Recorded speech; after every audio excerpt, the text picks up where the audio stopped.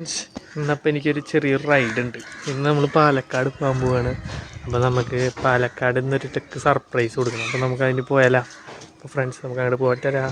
അപ്പോൾ ഫ്രണ്ട്സ്, ഞാൻ ആദ്യം തന്നെ പോകുന്നത് പെട്രോൾ പമ്പിലേക്കാണ്. ആദ്യം നമുക്ക് പെട്രോൾ അടിക്കണം. അപ്പോൾ ഞാൻ ആദ്യം തന്നെ പെട്രോൾ പമ്പിലെത്തി. പെട്രോൾ പമ്പിൽ നിന്ന് 250 രൂപയ്ക്ക് പെട്രോൾ അടിച്ചു. അപ്പോൾ ഫ്രണ്ട്സ്, ഞാൻ പെട്രോളൊക്കെ അടിച്ചിങ്ങനെ യാത്ര തുടങ്ങി ഇങ്ങനെ പോയിക്കൊണ്ടിരിക്കുന്ന സമയത്താണ് പണ്ട് എനിക്ക് ഇവിടെ വെച്ചൊരു ആക്സിഡൻറ്റ് ഉണ്ടായിരുന്നു. അപ്പോൾ ഞാനതിങ്ങനെ ഓർത്തപ്പോൾ നിങ്ങളെ കാണിച്ചു തരാൻ വേണ്ടി കാണിച്ചാണ് ഗൈസ്. അങ്ങനെ അവിടെ വെച്ചിട്ട് എൻ്റെ കാലൊക്കെ ഒന്ന് ഒടിഞ്ഞിട്ടുണ്ടായിരുന്നു. പിന്നെ ഫ്രണ്ട്സ്, ഞാൻ പണ്ടത്തെ കാര്യങ്ങളൊക്കെ ഓർത്ത് നേരെ ഞാൻ ചെന്ന് ഇരിങ്ങാലക്കുടയിൽ വണ്ടി ഒന്ന് ഒതുക്കി ഗൈസ്.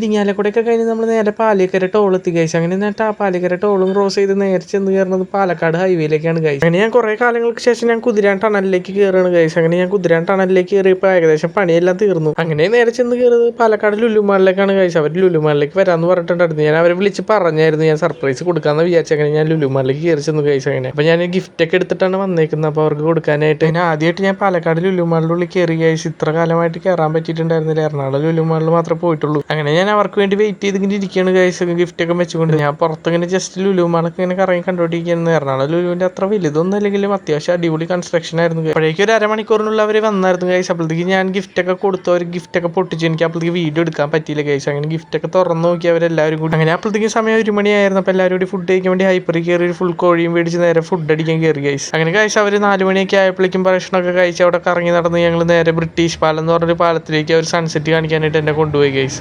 നിങ്ങൾക്ക് ആർക്കെങ്കിലും ഈ പാലം കണ്ടിട്ടുണ്ടോ കേട്ടിട്ടുണ്ടോ എന്നുള്ളത് നിങ്ങൾ കമന്റ് ചെയ്യുക. പോയവരാണെങ്കിൽ കമന്റ് ഗൈസ്. നിങ്ങൾ പാലം ചുറ്റിക്കറങ്ങി കണ്ട് കഴിഞ്ഞപ്പോഴേക്കും നിങ്ങൾക്ക് ദാഹിച്ചു ഗൈസ്. അങ്ങനെ അവിടെ തെണ്ടി കിടന്നപ്പോഴാണ് നല്ല അടിപൊളി സെറ്റപ്പ് പെട്ടിക്കട കണ്ടത് ഗൈസ്. അവിടെ നല്ല ഭംഗിയുള്ള ഒരുപാട് കടകളുണ്ട്. എവിടെ നിർത്തിയാലും അടിപൊളി പെട്ടിക്കടകളുണ്ട് ഗൈസ്. എവിടെ നിർത്തിയാലും നല്ല വൈബുള്ള നല്ല അടിപൊളി കടകളാണ് ഗൈസ്. കടകൾ മാത്രമല്ല നല്ല അടിപൊളി സ്ഥലമാണ് ഗൈസ്. അങ്ങനെ ഞങ്ങൾ അവിടെ നിന്ന് ഒരു നാരങ്ങ വെള്ളവും കുടിച്ച് നല്ല അടിപൊളി നാരങ്ങ വെള്ളവും കുടിച്ച് ഞങ്ങൾ നേരെ യാത്ര തുടർന്നു ഗൈസ്. നോക്കി ഒരുപാട് പാടങ്ങളും നെൽവയലുകളും എല്ലാം കാണുന്നുണ്ട് ഗൈസ്. നല്ല സൺസെറ്റും അടിപൊളി വൈബുള്ള എല്ലാ സ്ഥലങ്ങളും കാണുന്നുണ്ട് ഗൈസ്. നമ്മുടെ നാട്ടിലൊന്നും കാണാൻ കിട്ടുന്നില്ല. എൻ്റെ നാട്ടിലൊന്നും ഇല്ലാത്തതുകൊണ്ടാണെന്ന് തോന്നുന്നു. എനിക്കിത് കാണുമ്പോൾ നല്ല അത്ഭുതമായിട്ട് തോന്നുന്നു. അവർക്കൊന്നും ഒരു അത്ഭുതം ഉണ്ടായിരുന്നില്ല ഗൈസ്.